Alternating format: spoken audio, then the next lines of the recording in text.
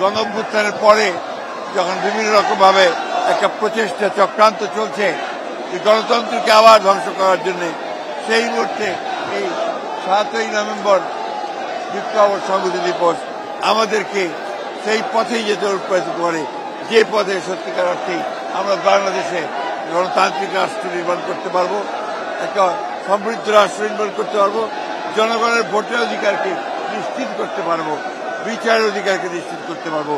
সেই লক্ষ্যেই বাংলাদেশ এগিয়ে যাবে, বিএনপি এগিয়ে যাবে, আমরা সেই লক্ষ্যেই কাজ করে যাব। শহীদ প্রেসিডেন্ট জিয়াউর রহমান একদলীয় ব্যবস্থা থেকে বহুদলীয় গণতন্ত্র ফেরত দিয়ে আসেন, মাল্টি পার্টি ডিসিপ্লিন ডেমোক্রেসি তিনি চর্চা করেন। তিনি সংবাদপত্রের স্বাধীনতা দেন, বিচার বিভাগের স্বাধীনতাকে নিশ্চিত করেন এবং জনগণের গণতান্ত্রিক যে অধিকার, সেই অধিকারকে তিনি নিশ্চিত করার চেষ্টা করেন। 4 গুণ শক্তিশালী এনজাইম ও অধিক ফেনা সমৃদ্ধ অরিক্স সিলভার ওয়াশ মাত্র 70 টাকায়। তার পরিচালনার রাষ্ট্র পরিচালনার মাত্র 4 বছর মধ্যে তিনি বাংলাদেশে একদিকে রাষ্ট্র ব্যবস্থার রাজনৈতিক ব্যবস্থা, অন্যদিকে অর্থনৈতিক ব্যবস্থার আমূল সংস্কার সাধন করেন এবং একদলীয় বাকশাল থেকে তিনি বহুদলীয় গণতন্ত্রে নিয়ে আসেন এবং সংবাদপত্রের স্বাধীনতাকে তিনি নিশ্চিত করেন। যেখানে মাত্র 4টি সংবাদপত্র ছিল সেটাকে তিনি উন্মুক্ত করে দেন।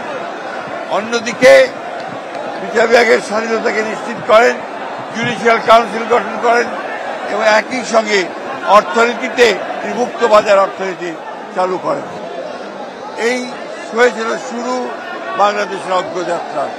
বাংলাদেশকে একটা সমৃদ্ধ, সুখী গণতান্ত্রিক রাষ্ট্র হিসেবে নির্মাণ করার জন্য শহীদ জিয়াউর রহমান যে ভিত্তি স্থাপন করেছিলেন, সেই ভিত্তি পরবর্তীকালে বাংলাদেশের সামনের দিকে এগিয়ে নিয়ে যায়।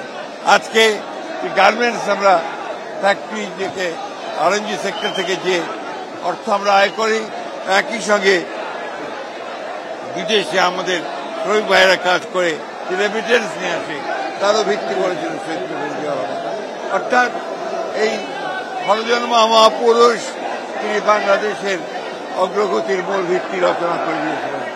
সেই জন্যেই আজকের এই দিনটি শুধু বিএনপি নয়, বাংলাদেশের স্বাধীন চেতা মানুষের কাছে, গণতন্ত্রকামী মানুষের কাছে অত্যন্ত একটা গুরুত্বপূর্ণ দিন।